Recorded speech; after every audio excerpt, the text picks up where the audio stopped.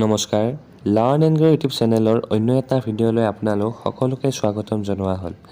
আজিৰ এই ভিডিঅ'টোৰ জৰিয়তে অসমত চলি থকা ৫,৫৫০টা পদৰ যি শিক্ষক নিযুক্তিৰ প্ৰক্ৰিয়াৰ কাম, সেই বিজ্ঞাপনটোৰ সম্পৰ্কে আলোচনা কৰা হ'ব আৰু লগতে অসমত আহিবলগীয়া ৪,৫০০টা পদৰ যি নতুন এডভাৰটাইজমেণ্ট, সেই নতুন এডভাৰটাইজমেণ্টটো কেতিয়া মুকলি হ'ব সেই সম্পৰ্কে আলোচনা কৰা হ'ব। সেয়েহে আপোনালোক সকলোকে ভিডিঅ'টো শেষলৈ চাবলৈ অনুৰোধ জনোৱা হ'ল। আপোনালোকে জানে যে ৫,৫৫০টা পদৰ যি শিক্ষক নিযুক্তিৰ প্ৰক্ৰিয়াৰ কাম, সেয়া বৰ্তমান চলি আছে। প্ৰথমতে ECAৰ ভেৰিফিকেশ্যনসমূহ সম্পূৰ্ণ হ'ল আৰু এতিয়া যি PWD কেণ্ডিডেটসকলৰ ভেৰিফিকেশ্যন সেয়া চলি আছে। যোৱা ৩ ডিচেম্বৰ তাৰিখৰ পৰা ৭ ডিচেম্বৰ তাৰিখলৈ সেই ভেৰিফিকেশ্যনসমূহ সম্পূৰ্ণ হ'ব। এতিয়া যিহেতু এই এডভাৰটাইজমেণ্টটোৱে ইমান সময় লগালে, এটা বছৰ প্ৰায় সম্পূৰ্ণ হ'ল, তথাপিতো শেষত হ'লেও ভেৰিফিকেশ্যনসমূহ হৈ আছে, সেয়া আপোনাৰ সকলোৰে কাৰণে ভাল খবৰ। এতিয়া এই এডভাৰটাইজমেণ্টৰ মেৰিট লিষ্ট কেতিয়া প্ৰকাশ পাব? আপোনালোকে জানেই যে এইবাৰ হয়তো যি জেনেৰেল ভেৰিফিকেশ্যন, সেই ভেৰিফিকেশ্যনসমূহ আফটাৰ মেৰিট লিষ্ট হোৱাৰ সম্ভাৱনা আছে। অৰ্থাৎ মেৰিট লিষ্টখন প্ৰকাশ হোৱাৰ পিছতে জেনেৰেল ভেৰিফিকেশ্যনসমূহ হ'ব। এতিয়া মেৰিট লিষ্টখন কেতিয়া প্ৰকাশ পাব সেই সম্পৰ্কে আলোচনা কৰিবলৈ গৈ আছোঁ।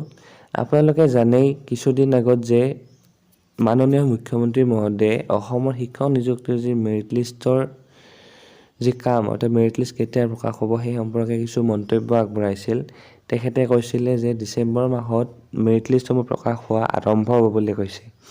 সেই হিচাপে ডিচেম্বৰ মাহত মেৰিট লিষ্ট এখন প্ৰকাশ পোৱাৰ পূৰ্ণ সম্ভাৱনা আছে।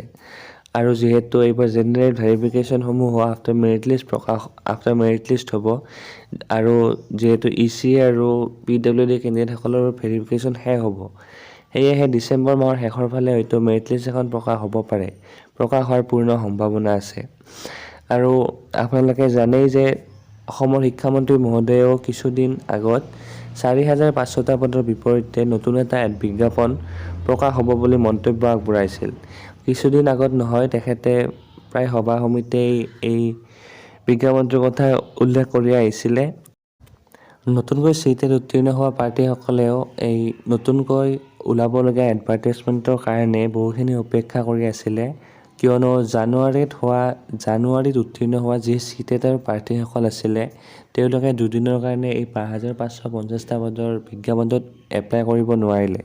গতিকে তেওঁলোকে যথেষ্টখিনি এডভাৰটাইজমেণ্টটো মুকলি কৰাৰ কাৰণে লাগি আছে।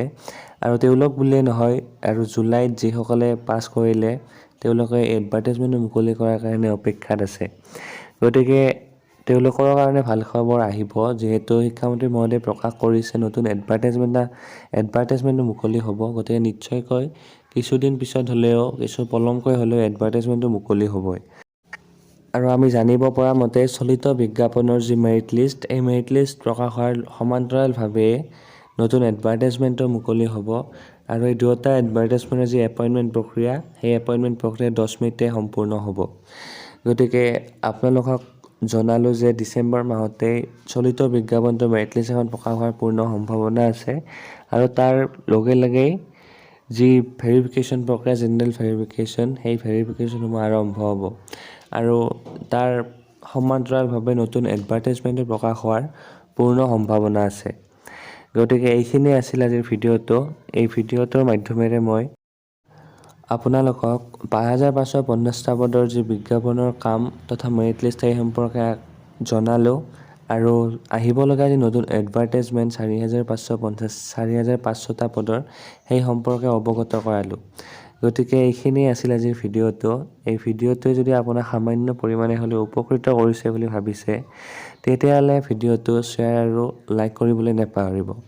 আৰু শিক্ষক নিযুক্তি সম্পৰ্কীয় ভিডিঅ'সমূহ পাই থাকিবৰ কাৰণে লাৰ্ণ এণ্ড গ্ৰ' চেনেলটো ছাবস্ক্ৰাইব কৰাৰ লগতে লাইক, শ্বেয়াৰ আৰু কমেণ্ট কৰিবলৈ নাপাহৰিব। ধন্যবাদ।